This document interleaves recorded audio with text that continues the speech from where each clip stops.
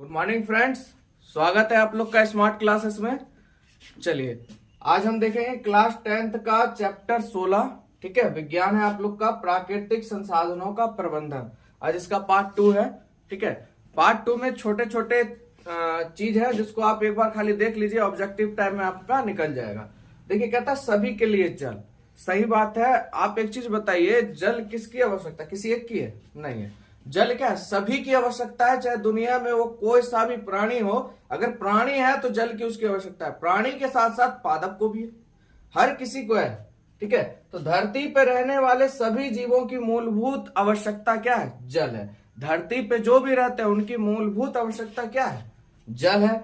और वर्षा जल का एक महत्वपूर्ण स्रोत है। जल का अगर महत्वपूर्ण स्रोत की बात करें तो क्या? वर्षा क्या बनाता है? जल का स्रोत बनाता है। ठीक है, भारत में कई क्षेत्रों में बांध, तालाब और नहरें सिंचाई के लिए उपयोग किए जाते हैं। सही बात है। देखिए अब ऐसे बहुत सारे क्षेत्र हैं जहां पे सिंचाई में बहुत दिक्कतें आती है, तो वहां पे क्या किया जाता है? बांध या तालाब या नहर बना के उस क्षेत्र में क्या किया जाता है? सिंचाई किया जाता है। चलिए अब जान लेते हैं बांध के बारे में। ठीक है, तो देखिए बांध में जल संग्रहण पर्याप्त मात्रा में किया जाता है।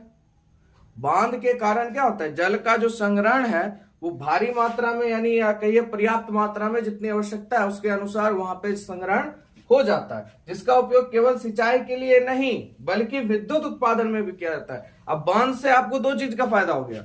यहाँ पे क्या हुआ? जल संग्रहण हो गया, सिंचाई के लिए पर्याप्त जल मिल गया आपको बांध के द्वारा, और प्लस में आपका विद्युत उत्पादन भी किसके द्वारा होने लगा? बांध के द्वारा। जैसे में आपका टेहरी बांध जो आपके गंगा नदी पे है, भागीरथी वहां कहा जाता है। ठीक है, भाखड़ा नागल बांध जो आपका सतलज नदी पे है। ठीक, अब देखिए बांध से लाभ, बांध से क्या क्या लाभ हुए?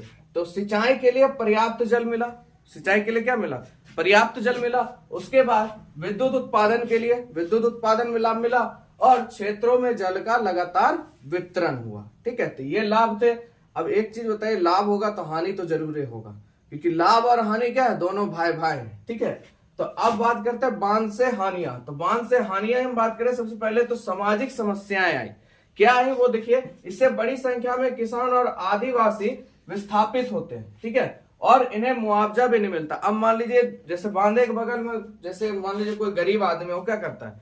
जो भी है मतलब मान लीजिए अगल बगल में घर जहां पे झुग्गी गाड़ के रहना शुरू कर देता है। अब वहां पे जैसे ही मान लीजिए निर्माण काम होगा या वहां पे बांध बनेगा, तो उन लोगों को वहां से बताइए हटाया जाएगा ना, विस्थापित किया जाएगा। तो जिसके कारण मान लीजिए किसान थे और आदिवासी थे, उनको विस्थापित कर दिया, और प्लस में उनको मुआवजा भी नहीं मिला। तो ये आपकी सामाजिक समस्या थी। दूसरी समस्या की बात करते हैं, आर्थिक समस्या। अब देखिए इसमें जनता का बहुत अधिक धन लगता है। इसमें क्या होता है? जनता का बहुत अधिक धन लगता है, पर उस अनुपात में लाभ नहीं आता है। ठीक है, उसके बाद पर्यावरणीय समस्याएं की बात करें तो इससे बड़े स्तर पर वनों का विनाश होता है। बांध बनेगा तो एक बात होता है, पर्यावरण का क्या होगा? नुकसान होगा, तथा जैव विविधता की क्या होगी? क्षति होगी। जखने वन कटेगा तो इतना जान लीजिए जैव विविधता क्या होगी? घटेगी, क्योंकि जैव विविधता तभी बनी रहेगी जब वहां वनों का समूह रहेगा या वन बड़े क्षेत्र में होंगे, तो वहां जैव विविधता देखने के लिए हमको क्या होगा? मिलेगा। ठीक है, तो यहां तक कोई दिक्कत नहीं आपको। चलिए आगे अगर बात करें जल संग्रहण की, तो देखिए इसका प्रमुख उद्देश्य क्या है? भूमि एवं जल के प्राथमिक स्रोतों का विकास। भूमि और जल के प्राथमिक स्रोतों का क्या करना? विकास करना। और अगर बात करें द्वितीयक संसाधनों की, तो उसमें कौन आ जाता है? पौधे एवं जंतुओं का उत्पादन इस प्रकार करना जिससे पारिस्थितिक असंतुलन पैदा ना हो। जो प्रक्रिया चल रही है वो चीज खराब ना हो। ठीक है, आगे बात करते हैं जल संग्रहण भारत में बहुत पुरानी संकल्पना है। जल को भंडारण करना या जल को जमा करना भारत में ये बहुत पुरानी संकल्पना है। ठीक है, वर्षा जल संचयन से वर्षा जल को भूमि के अंदर भौम जल के रूप में संरक्षित किया जाता है।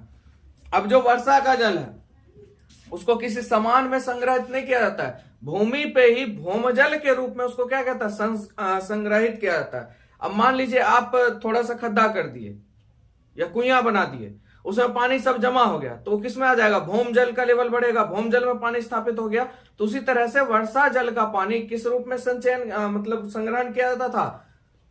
बताइए। भूमि के रूप में यानी भौम जल के रूप में। ठीक है, जैसे में अगर आप बात करें तो देखिए खादीन, खादीन आपका राजस्थान में है, यहाँ पे वर्षा जल संग्रहण किया जाता है। ठीक है, बंदिश मध्य प्रदेश उत्तर प्रदेश में आपको मिल जाएगा, आहार और पाइन अपने बिहार में होगा, एरिस तमिलनाडु में, सुरगम केरल में, और हिमाचल प्रदेश, देखिए हिमाचल प्रदेश की अगर बात करें तो लगभग 400 वर्ष पूर्व, ठीक है,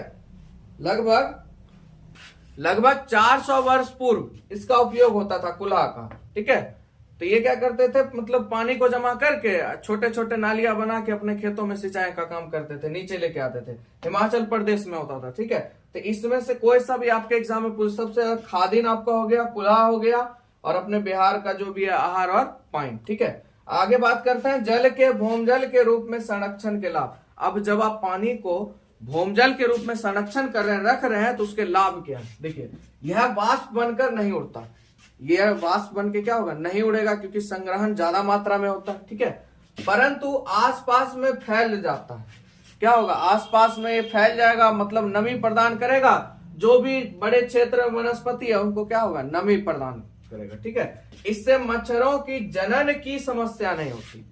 भौम जल के रूप में संग्रहण करने से मच्छर के प्रजनन की समस्या नहीं होती। अगर आप मान लीजिए किसी बाल्टी में जमा करते हैं, किसी प्लास्टिक की वस्तु में जमा करते हैं, तो क्या होगा, मच्छर का प्रजनन होना शुरू हो जाएगा। तो ये चीज भौम जल में नहीं होती है। भौम जल मानव एवं जंतुओं के अपशिष्ट से झीलों तालाबों में ठहरे पानी के विपरीत संदूषित होने से अपेक्षाकृत क्या रहता है, सुरक्षित रहता है ना, फायदा है ना संरक्षित करने से। चलिए आगे बात करते हैं कोयला एवं पेट्रोलियम। कोयला एवं पेट्रोलियम आपका कैसा संसाधन है, अनवीकरणीय संसाधन है। ठीक है, कोयला और आपका पेट्रोलियम क्या है, अनवीकरणीय प्राकृतिक संसाधन है, और देखिए यह ऊर्जा के प्रमुख स्रोत भी है, और यह सीमित संसाधन है। ये क्या है, सीमित संसाधन है, और इन्हें ही जीवाश्म ईंधन भी कहा जाता है। समझ गए यहां तक। चलिए आगे, अब आगे बात करते हैं कोयले के बारे में। तो देखिए इसका निर्माण 300 मिलियन वर्ष पूर्व, 300 मिलियन वर्ष पूर्व पृथ्वी में वनस्पति अवशेषों के अपघटन से इसका निर्माण हुआ था। कोयले का निर्माण किससे हुआ था, वनस्पति के अपघटन से। अब इसके बारे में जानिएगा, आप प्लेलिस्ट में जाइएगा, 7th का वीडियो होगा, उसमें चल जाइएगा, पता चल जाएगा कोयले का पूरा इतिहास है। ठीक है, और यह अगले 200 वर्ष तक उपलब्ध है, उसके बाद ये क्या हो जाएगा, खत्म हो जाएगा। तो इसका प्रयोग आपको पता है कैसे करना है ना, संरक्षित रखना है इसको ज्यादा से ज्यादा। तो अगले 200 वर्षों तक उपलब्ध है। बात करते हैं पेट्रोलियम की, तो इसका निर्माण समुद्र में रहने वाले जीवों के मृत अवशेषों से, यानी देखिए पानी में जो जीव रहते हैं वो मर गए, मरने के बाद वो क्या हो गए, जमीन के नीचे गए, थल पर गए, और वहां पे उनका अपघटन होते रहता है, और उसके बाद है ना, अपघटन से हुआ, यह अपघटन उच्च दाब और उच्च ताप के कारण होता है। ठीक है, और इसके निर्माण में, ये जो पेट्रोलियम है इसके निर्माण में लगभग लाखों वर्ष लगे हैं। ठीक है, तब जाके पेट्रोलियम का क्या हुआ, निर्माण हुआ है, और यह लगभग आगे जो आने वाली पीढ़ी है 40 वर्षों तक उपलब्ध है। कितने वर्षों तक उपलब्ध है, 40 वर्षों तक हमारा पेट्रोलियम क्या उपलब्ध है। कोयले की बात करें तो 200 वर्षों तक। ठीक है, आगे बात करते हैं जीवाश्म ईंधन से हानियां। अब इससे हानियां क्या क्या हुई, देखिए कोयले और हाइड्रोकार्बन के दहन से बड़ी मात्रा में कार्बन मोनोऑक्साइड, जो कि विषैली गैस है, CO2 carbon dioxide, nitrogen oxide उत्पन्न होती है, जो वायु को क्या करती है, प्रदूषित करती है, और इससे कई रोग जैसे दमा खांसी का ये क्या बनती है, कारण बनता है। कौन सा, आपका जीवाश्म ईंधन के दहन से। ठीक है, आगे बढ़ते हैं, जीवाश्म ईंधन के दहन से CO2 गैस उत्पन्न होता है, यानी कार्बन डाइऑक्साइड गैस उत्पन्न होता है। ठीक है, जो ग्रीन हाउस गैस है, CO2 क्या आपका ग्रीन हाउस गैस है, और विश्व उष्णता उत्पन्न करता है, यानी ग्लोबल वार्मिंग को क्या करता है, उत्पन्न करता है आपका कौन सी, जीवाश्म ईंधन से। चलिए, अब जीवाश्म ईंधन के प्रयोग को सीमित करने के कुछ उपाय हैं, वो आप कर सकते हैं। जैसे बस में यात्रा करें, अथवा पैदल या आप लोग किसे करिए, साइकिल का प्रयोग करें।